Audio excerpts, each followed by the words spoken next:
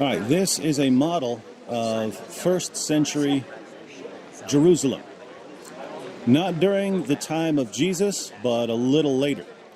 And the model is based on descriptions from Josephus and also on archaeology, because much of this would have been built over the centuries. And so they put together a model here at the Israel Museum. And let's check out some of the structures. I'm on the eastern side of the temple, so this would be the view from the Mount of Olives if you jumped really, really high. Let's talk walls, ladies and gentlemen. So we are looking at the western wall of the Temple Mount. And here you see a wall that's sort of inside the other walls of Jerusalem. That would have been the northern wall of Jerusalem during the time of Hezekiah. This is the wall that would have been torn down and then rebuilt after the Babylonian captivity. So Jerusalem would have been south of that area. Later, during the time of the Maccabees, there were houses north, and so for defensive purposes, a wall was built around that. That's called the second wall. So that's the first wall over there, and then this is called the second wall. And then still later, in 68 AD, when the Jews understood that they were fighting the Romans, they built what's called the third wall. And that's the wall that goes all the way around. Here, just northwest of the Temple Mount, is the fortress of Antonia, built by Herod the Great. And that's where the Romans would have most likely been staying, the Roman soldiers. So now I'm on the southwest of the city, and here you can see these large buildings. That would have been Herod's palace. So that's sort of one end, and then you have a nice courtyard area, and then that would be the other end. This was built for Herod the Great, but this is where Pontius Pilate would have been staying. So when the Jewish leaders took Jesus to Pontius Pilate for judgment, they would have taken him here. And this is where Pilate would have pronounced ultimate judgment, that Jesus would be crucified. See this gate? This is the gate that Jesus most likely would have walked through on his way to the cross. And over here, this is now the site of the Church of the Holy Sepulchre, because this is the main contender for the site where Jesus would have been crucified and buried. This would have been outside the city of Jerusalem during the time of Jesus. Again, much of this was built, and this wall was built in 68. So after the time of Jesus. The wall built for the war with Rome, and these houses would have been expanding leading up to that. So this is the palace of Herod. This is where Pilate would have pronounced judgment. So Jesus would have been taken with his cross, dropped his cross, and gone out through that gate to be crucified in this area outside the city. And notice that's not tremendously far, but the crowd that would have jeered at Jesus would have been people that probably were deliberately gathered up for a mob along the way here. So now I'm on the northern side of the city. So this is the looking at the temple from the north of Jerusalem, and you can see the second wall there that would have been built, and then the third wall would be back here. I'm pointing this out because there's an alternative location of the tomb and Jesus' crucifixion. And so this is the area of the garden tomb. So this is the alternative location. Remember, after the Romans conquered Israel, much of this, as far as the big structures, were destroyed, and later Roman rulers and others built over much of this, changed a lot of the layout. So things have to be kind of pieced together, pulling out details from the records that we have. But this is the alternative location for the area of the crucifixion and burial. So this would have been the view of first century Jerusalem from the west. Temple Mount, fortress, Herod's palace. This would be the view of Jerusalem from the south, shortly before the Roman conquest of Jerusalem.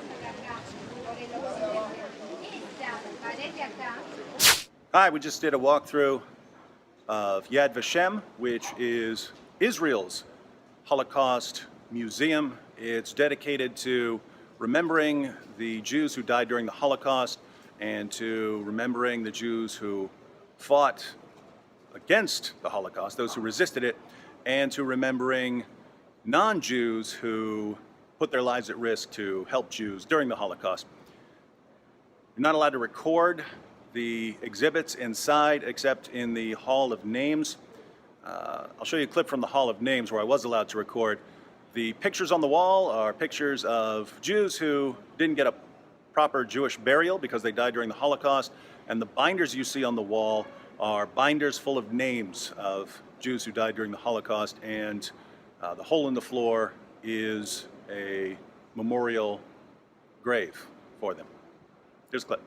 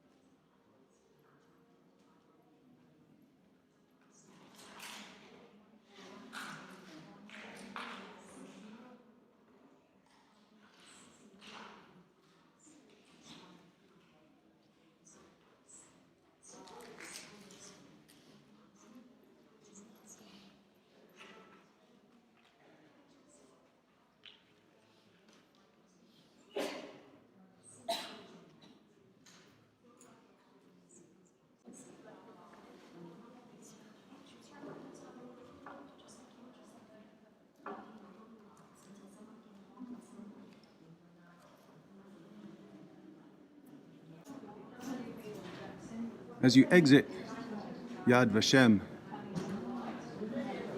you see Jerusalem. Think about the imagery. Now and forever, in memory of those who rebelled in the camps and ghettos, fought in the woods, in the underground, and with the Allied forces who braved their way to Eretz Israel, and those who died sanctifying the name of God. This tree is in the Garden of the Righteous, and this one's dedicated to this couple.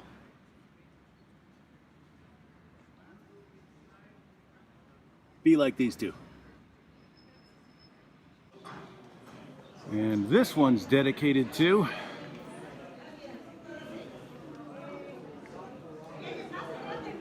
look her up.